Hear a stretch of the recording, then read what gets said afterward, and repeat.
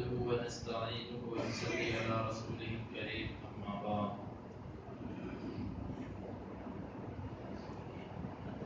باب التكبير أيام منى فإذا غدا إلى عرفة. وكان عمر رضي الله عنه يكبر في خطبته بمنى فيسمعه أهل المسجد فيكبرون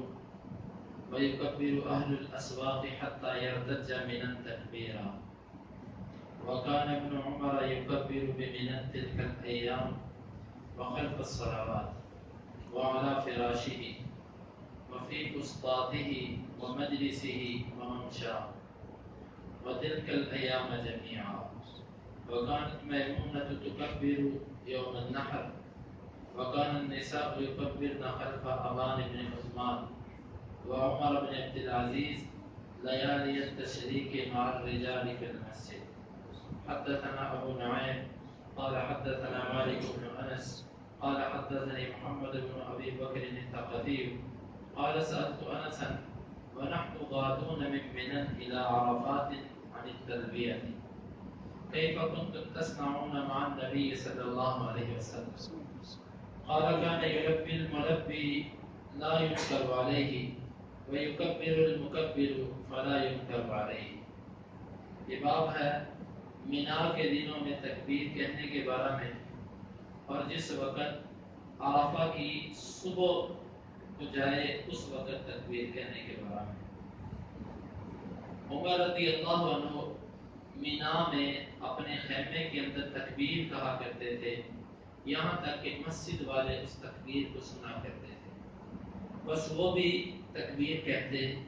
اور بازار والے بھی تکبیر کہتے یہاں تک کہ پورے کا پورا مینا تکبیروں سے گونج اٹھتا.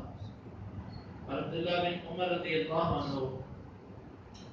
تکبیر کہا کرتے تھے مینا میں انہی دنوں میں نمازوں کے بعد بھی اپنے بستر پر بھی اپنے خیمے میں بھی اپنی مجلس بیٹھنے میں بھی اور اپنے چلنے میں بھی اور ان سارے کے سارے دنوں میں. اور میمونہ رضی اللہ عنہ وہ قربانی کے دن تکبیر کہا کرتی تھی اور عورتیں بھی ابان بن عثمان کے پیچھے تکبیر کہا کرتی تھی اور عمر بن عبدالعزیز کے پیچھے بھی تکبیرات کہا کرتی تھی تشریق کی راتوں میں مردوں کے ساتھ مسجد میں. امام بخاری کہتے ہیں کہ ہمیں بیان کیا ابو نعیم نے, وہ کہتے ہیں ہمیں بیان کیا مالک بن انس نے, وہ کہتے ہیں مجھے بیان کیا محمد بن ابی بکر الثقفی نے, وہ کہتے ہیں کہ میں نے انس سے سوال کیا اور ہم صبح کے وقت مینا کی طرف جا رہے تھے. ہم صبح کرنے والے تھے مینا سے عرفات کی طرف تلبیہ کے بارے میں پوچھا تم نبی صلی اللہ علیہ وسلم کے ساتھ کیسے کیا کرتے تھے؟ تو انس کہتے ہیں کہ تلبیہ کہنے والا تلبیہ کہتا اس پر کوئی رد نہ کیا جاتا اور تکبیر کہنے والا تکبیر کہتا اس پر کسی قسم کا انکار نہیں کیا جاتا تھا. امام بخاری رحمۃ اللہ علیہ نے جو باب قائم کیا اس باب کا مطلب یہ ہے کہ مینا کے دنوں میں تکبیر کہی جائے گی اور دوسرا باب کا حصہ یہ ہے کہ جس وقت عرفہ کی صبح ہو اس وقت تکبیر کہی جائے گی. ویسے یہ مسئلہ اہل علم کے درمیان اختلافی ہے کہ تکبیرات کی ابتدا کہاں سے ہوگی اور اس کی انتہا کہاں پر ہوگی. اس میں اہل علم کے مختلف اقوال ہیں. کچھ کہتے ہیں کہ یوم عرفہ اس کی صبح کو فجر کی نماز سے یہ شروع ہوں گی تکبیرات, کچھ ظہر سے کچھ عصر سے. اختلاف کی وجہ یہ ہے کہ نبی صلی اللہ علیہ وسلم سے اس مسئلہ میں کوئی بھی صحیح حدیث نہیں ملتی. اس مسئلہ میں علی رضی اللہ عنہ اور عبداللہ بن مسعود رضی اللہ عنہ سے ایک روایت ملتی ہے ان دونوں سے کہ وہ یوم عرفہ جو بنتا ہے 9 ذی الحجہ اس کی فجر سے وہ تکبیرات شروع کیا کرتے تھے. اور اس کی انتہا کے بارے میں بھی جو جمہور اہل علم کا قول ہے وہ یہ ہے کہ 13 کی عصر کی نماز تک اس کی تکبیرات جائیں گی. تو یہ جو تکبیرات ہیں جس طرح کہ کل کے درس میں بھی یہ بات واضح کی گئی تھی یہ تکبیرات نمازوں کے بعد ہیں. ان نمازوں کے بعد اس وقت تکبیرات کہی ہیں. باقی مطلق تکبیر جو ہے، چلتے پھرتے تکبیر جو ہے وہ یکم ذی الحجہ سے شروع ہو سکتی ہے اس وقت، لیکن یہ تکبیرات جو ہیں یہ نمازوں کے بعد والی تکبیرات، فرض نماز کے بعد، نفل نماز کے بعد، اٹھتے بیٹھتے ہر وقت یہ تکبیر شروع ہوگی یوم عرفہ سے۔ عمر رضی اللہ عنہ کا اثر دیکھ رہا ہے کہ وہ جب مینا میں ہوتے تو اپنے خیمے کے اندر تکبیریں کہتے اونچی آواز سے، یہاں تک کہ وہ آواز ان کی مسجد والوں تک پہنچی اور مسجد والے بھی تکبیر کہتے اور بازار والے بھی تکبیر کہتے، یہاں تک کہ پورے کا پورا مینا تکبیروں سے گونج اٹھتا تھا۔ اور عبداللہ بن عمر رضی اللہ عنہ ان دنوں میں نمازوں کے بعد بستر پر ہر جگہ پر وہ تکبیرات کہتے تھے۔ اور میمونہ رضی اللہ عنہ پھر یہ بھی اختلاف ہے کہ آیا کہ یہ تکبیرات مرد کہیں گے کہ عورتیں کہیں گے، بعض کہتے ہیں یہ صرف مرد کہیں گے، بعض کہتے ہیں یہ صرف عورتیں کہیں گے۔ پھر یہ بھی اختلاف ہے کہ یہ تکبیر مسافر کہے گا یا مقیم کہے گا، بعض کہتے ہیں جو مقیم ہے وہ کہے گا، بعض کہتے ہیں مسافر بھی کہے گا۔ الغرض امام بخاری رحمۃ اللہ علیہ کی باب قائم کرنے کا مقصد یہ ہے کہ یہ تکبیرات شروع ہو جائیں گی یوم عرفہ سے مینا کے آخری دن تک۔ مینا کا آخری دن 13 ذی الحجہ بنتا ہے، اور پھر اس کے بعد یہ تکبیر ہر موقع پر کہی جائے گی، ہر وقت میں کہی جائے گی، نمازوں کے بعد بھی، اپنی مجلسوں میں بھی، چلتے پھرتے بھی، اٹھتے بیٹھتے بھی، گھروں میں بھی یہ تکبیرات پڑھی جائیں گی۔ اور امام بخاری کا بیان اسی طرف ہے کہ یہ عام ہے، اس کو مرد بھی کہیں گے، عورتیں بھی کہیں گی، مسافر بھی کہیں گے، مقیم بھی کہیں گے، حاجی بھی کہے گا، اور جو حج کے لیے نہیں وہ بھی کہے گا۔ لیکن عورتوں کے لیے اتنا ہے کہ وہ اپنی آواز کو اس حد تک رکھیں کہ ان کی آواز فتنے کا باعث نہ بنے، اس حد تک وہ بھی تکبیرات کو کہیں گی۔ امام بخاری نے اس کو ثابت کرنے کے لیے بھی اثر پیش کیا کہ ابان بن عثمان، یہ عثمان بن عفان رضی اللہ عنہ کے بیٹے ہیں، یہ گورنر تھے عبد الملک بن مروان کے زمانے میں، تو ان کے پیچھے جب عورتیں نماز پڑھنے آتی تھی تو اس وقت وہ تکبیرات کہا کرتی تھی۔ اور اسی طرح عمر بن عبدالعزیز رحمہ اللہ ان کے بارے میں آتا ہے کہ ان کے ساتھ ان کے پیچھے بھی یہ چیز ملتی ہے کہ وہ تشریق کی راتوں میں بھی ان دنوں میں مسجد کے اندر تکبیرات کہا کرتے تھے۔ الغرض امام بخاری کہتے ہیں کہ یہ تکبیر عام ہے، ہر کوئی کہے گا، مرد بھی، عورت بھی، فرض نماز کے بعد بھی، نفل کے بعد بھی، اور یہ عرفہ سے شروع ہو کر 13 ذی الحجہ تک جائے گی۔ حدیث یہ ہے کہ امام بخاری نے جو حدیث بیان کی اس میں یہ لفظ ہے، راوی کہتا ہے کہ میں نے انس سے پوچھا جب ہم مینا سے عرفات جا رہے تھے، میں نے ان سے پوچھا تلبیہ کے بارے میں کہ تم نبی صلی اللہ علیہ وسلم کے زمانے میں کس طرح کہا کرتے تھے؟ وہ کہنے لگا ہم میں سے تلبیہ کہنے والا تلبیہ کہتا تھا، اس پر کوئی رد نہیں کیا جاتا تھا، اور تکبیر کہنے والا تکبیر کہتا، اس پر کوئی رد نہ کیا جاتا۔ مقصد یہ ہے کہ صحابہ کرام نے اس باب میں توسع تھا، کوئی فرض نہیں کیا ہوا تھا کہ لازمی ہر بندہ تکبیر ہی کہے، جو نہیں کہے گا وہ گناہگار ہے، بلکہ کچھ صحابہ ایسے ہوتے تھے جنہوں نے تلبیہ کہہ رہے ہوتے تھے، وہ احرام لبیک اللہم لبیک، اور کچھ ایسے ہوتے تھے وہ تکبیرات کہہ رہے ہوتے تھے، اللہ اکبر لا الہ الا اللہ اکبر وللہ الحمد۔ تو کوئی کسی پر رد نہیں کرتا تھا، انکار نہیں کرتا تھا، یعنی کہ عمل کرنے والے پر بھی کوئی رد نہیں، لیکن اگر کوئی نہ کرتا، کوئی اور ذکر اس کی جگہ کر رہا ہوتا تو اس پر بھی کوئی رد نہیں ہوتا۔ پھر یہاں پر ایک اور بات ہے کہ اس کے لیے کون سے کلمات چنے جائیں گے، تکبیر کے لیے کون سے کلمات؟ علماء جو جرح تعدیل والے ہیں انہوں نے تو تقریباً اکثر کلمات جو ہیں اس پر سند پر جرح کیا۔ خود ابن حجر رحمہ اللہ نے فتح الباری کے اندر جو الفاظ ذکر کیے وہ کہتے ہیں کہ جو ثابت الفاظ ہیں وہ یہ ہیں، اللہ اکبر کبیرہ، یہ الفاظ اتنے ثابت ہیں، بعد میں ان کے اندر اضافہ بھی کیا ہے، لیکن واللہ عالم بالصواب درست بات یہ معلوم ہوتی ہے کہ ہر وہ کلمہ جس سے اللہ کی بڑائی ثابت ہوتی ہو، جس سے اللہ تعالیٰ کی شان بیان ہوتی ہو، اس کلمے کو ان دنوں میں تکبیر کے طور پر استعمال کیا جا سکتا ہے۔ وہ کلمات اللہ اکبر کبیرہ والحمدللہ کثیرہ سبحان اللہ بکرۃ و اصیلا ہو، یہ اللہ اکبر کبیرہ اللہ اکبر کبیرہ، یا اس کے علاوہ کوئی کلمہ جو اللہ کی بڑائی بیان کرتا ہو اس کو پڑھا جا سکتا ہے۔ اور اسی طرح بعض روایات کے اندر یہ بھی آتا ہے کہ لا الہ سبحان اللہ الحمدللہ، یہ بھی اللہ کی تعریف والے کلمات ہیں، یہ کہے جا سکتے ہیں۔ امام بخاری کہتے ہیں کہ ہمیں بیان کیا محمد نے، وہ کہتے ہیں ہمیں بیان کیا عمر بن حفص نے، وہ کہتے ہیں ہمیں بیان کیا ابو نے، میرے باپ نے، عاصم سے، وہ حفصہ سے، وہ ام عطیہ سے، قالت، وہ ام عطیہ کہتی ہیں کننا نؤمر ان نخرج یوم العید، ہمیں حکم دیا جاتا تھا کہ ہم عید کے دن نکلیں، حتی نخرج البکر من خدرها، یہاں تک کہ ہم اپنی کباریوں کو بھی ان کی چادروں میں نکالیں، حتی نخرج الحیض، یہاں تک کہ حیض میں مبتلا عورتوں کو بھی نکالیں، فیکن خلف الناس، بس وہ بھی لوگوں کے پیچھے ہوتی تھی، فیکبرن بتکبیرہم، وہ لوگوں کی تکبیرات کے ساتھ تکبیر کہا کرتی تھی، ویدعون بدعائہم، اور وہ کلمات کہا کرتے تھے ان کے کلمات والے، یرجون برکت ذلک اليوم وطہرتہ،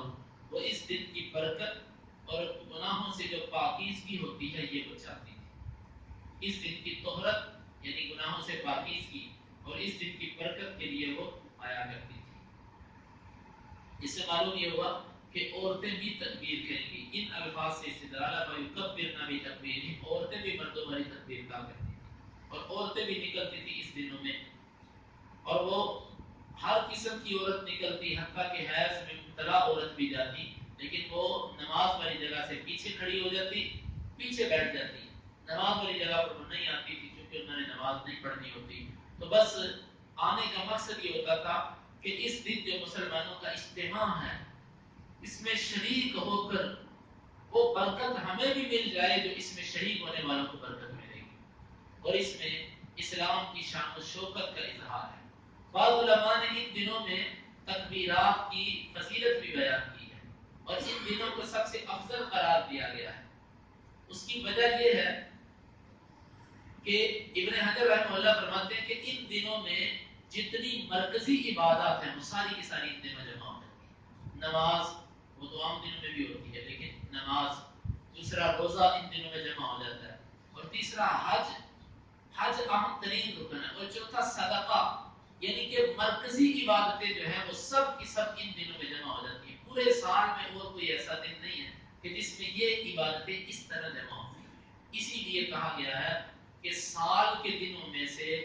سال کے عشرے میں سے سب سے افضل ترین عشرہ جو ہے وہ ذوالحجہ کا عشرہ ہے۔ پھر اس میں اہل علم کا اختلاف ہے کہ رمضان کا آخری عشرہ افضل ہے کہ ذوالحجہ کے پہلے 10 دن افضل ہے۔ تو اس میں امام ابن القیم رحمہ اللہ نے حدیث الساری کے اندر جو تطبیق پیش کی ہے وہ کہتے ہیں کہ ذوالحجہ کے دن افضل ہیں، اور جو آخری عشرہ ہے رمضان کا اس کی راتیں افضل ہیں۔ دنوں میں افضل ذوالحجہ کے دن، راتوں میں افضل رمضان کے آخری عشرے کی راتیں، گویا کہ دنوں کے اعتبار سے یہ دن رمضان کے دنوں سے بھی افضل ہوتے ہیں۔ اور پھر اسی طرح دنوں کے اعتبار سے سب سے افضل ترین دن جو ہے وہ یوم عرفہ ہے۔ یوم عرفہ جس دن اللہ رب العزت گناہ انسانوں کو معاف کرتے ہیں، اس دن ابلیس اپنے سر پر خاک ڈالتا ہے کہ آج اللہ رب العزت نے ان لوگوں کو معاف کر دیا جن سے میں نے سارا سال گناہ کروائے۔ ابلیس بڑا نادم ہوتا ہے یوم عرفہ کے دن، اور یہ سب سے افضل ترین دن۔ ویسے حدیث کے اندر آتا ہے خیر یوم طلعت علیہ الشمس یوم الجمعہ، کہ بہترین دن جس پر سورج طلوع ہوتا ہے وہ جمعے کا دن ہوتا ہے، لیکن یہ ہفتے کے دنوں میں سے افضل ترین دن جمعے کا دن ہوتا ہے۔ اگر مجموعی طور پر پورے سال کے دن مراد دے لیے جائیں تو اس میں سب سے افضل یوم عرفہ ہوتا ہے، اور اگر عشرہ مراد لیا جائے 10 دن کون سے افضل ہیں تو اس میں سب سے افضل ترین دن عشرہ کے دن ذوالحجہ کے پہلے 10 دن بنتے ہیں۔ یہ اس کی فضیلت ہے۔ اس کی وجہ علماء نے یہ بھی لکھی ہے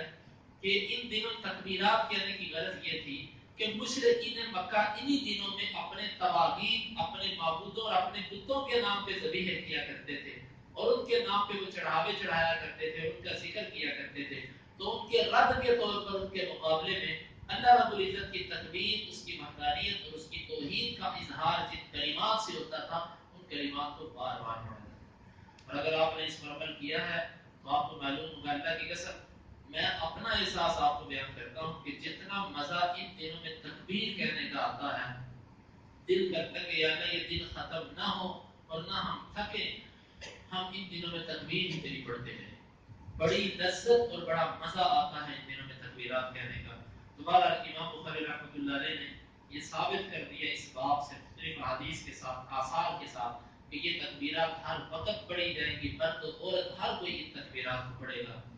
باب الصلاۃ علی الحربۃ یوم العید، یہ حدیث پیچھے بھی گزر چکی ہے، اسی لیے مختصر سی یہ حدیث ہے کہ یہ باب ہے نیزے کی طرف نماز پڑھنے کے بارے میں عید کے دن. امام بخاری کہتے ہیں ہمیں بیان کیا محمد بن بشار نے، وہ کہتے ہیں ہمیں بیان کیا عبد الوہاب نے، وہ کہتے ہیں ہمیں بیان کیا عبید اللہ نے نافع سے و ابن عمر سے کہ بے شک نبی صلی اللہ علیہ وسلم کانا ترکت له الحربہ، آپ کے لیے نیزہ گاڑا جاتا، قدامہ آپ کے آگے، یوم الفطر والنحر، عید الاضحیٰ کے دن اور عید الفطر کے دن، ثم یصلی، پھر آپ نماز پڑھا کرتے ہیں. اس باب سے یہ معلوم ہوا کہ نبی صلی اللہ علیہ وسلم جب عیدگاہ کی طرف جاتے تو نیزہ ساتھ لے کر جاتے اور آپ اس نیزے کو اپنے مسلح کے آگے گاڑ دیا کرتے تھے تاکہ اگر آگے سے کوئی چیز گزرے تو نماز میں اس سے خلل نہ آئے. اس سے دو باتیں معلوم ہیں. ایک، امام کا سترہ نمازیوں کو کافی ہوتا ہے. امام کے آگے اگر سترہ پڑا ہوا ہے تو صف کے آگے سے اگر کوئی گزر بھی جائے تو اس میں کوئی حرج نہیں، اس میں کوئی حرج نہیں، وہ گزر سکتا ہے. دوسری بات کہ سترے کا یہ مطلب نہیں ہوتا کہ سترہ اتنا چوڑا ہو کہ پورے کے پورے نمازی کو ڈھانپے، بلکہ یہ نیزہ کا نیزہ آپ کو معلوم ہے باریک سا ہوتا ہے، باریک سا ہوتا ہے تو آگے ایک چھڑی بھی کھڑی کر دی جائے تو یہ بھی کافی ہوتی ہے، ضروری نہیں کہ اتنا چوڑا بندہ سترہ بنائے. اور تیسری بات یہ معلوم ہوئی کہ نبی صلی اللہ علیہ وسلم عید کے دن جب نکلتے تھے تو آپ نماز سترے کے بغیر نہیں پڑھا کرتے تھے، یہ آپ کا معاملہ تھا. باب حمل العنزة والحربة بين يدي الامام يوم العید، یہ باب ہے نیزہ اور جو ہے وہ چاقو وغیرہ اٹھانے کے بارے میں امام کے سامنے عید کے دن.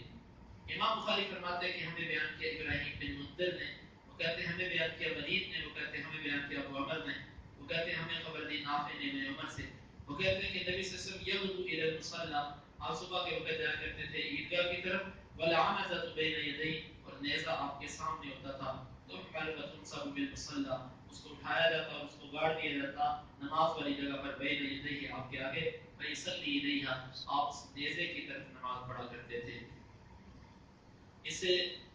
پیچھے جو حدیث میں آتا تھا کہ اسلحہ لے کر جانا جائز نہیں ہے عیدگاہ میں، اس کا مطلب یہ ہے کہ اس طریقے سے لے کر جانا کہ کسی کو اذیت پہنچتی ہو، کسی کو تکلیف پہنچتی ہو، یہ جائز نہیں. باقی اس کو ڈھانپ کر لے کر جانا یا سترہ بنانے کی غرض سے لے کر جانا یہ جائز ہے. اور اس سے یہ بھی معلوم ہوا کہ نبی صلی اللہ علیہ وسلم عیدگاہ میں سترے کی طرف نماز پڑھا کرتے تھے. یہ جو بعض لوگ کہتے ہیں، یہ بعض روایات کے اندر آتا ہے کہ سترے کے بالکل سامنے کھڑے ہو کر نماز نہیں پڑھنی چاہیے، تھوڑا سا سائڈ بھی ہونا چاہیے، دائیں یا بائیں ترچھے ہو کے کھڑا ہونا چاہیے. ایسی کوئی روایت اللہ عالم ثابت نہیں. سترے کے بالکل سامنے نماز پڑھی جا سکتی ہے. اللہ تعالیٰ سے دعا ہے کہ اللہ تعالیٰ اس پیغمبر کی توفیق عطا فرمائے. اللهم انفعنا بما علمتنا وعلمنا ما ينفعنا وزدنا علما. اللهم اقسم لنا من خشيتك ما يحول بيننا وبين معاصيك، ومن طاعتك ما تبلغنا به جنتك، ومن اليقين ما تهون به علينا مصائب الدنيا. متعنا اللهم بأسماعنا وأبصارنا وقوتنا أبدا ما أحييتنا، واجعله الوارث منا، واجعل ثأرنا على من ظلمنا، ولا تجعل مصيبتنا في ديننا، ولا تجعل الدنيا أكبر همنا ولا مبلغ علمنا، ولا تسلط علينا من لا يرحمنا. وآخر دعوانا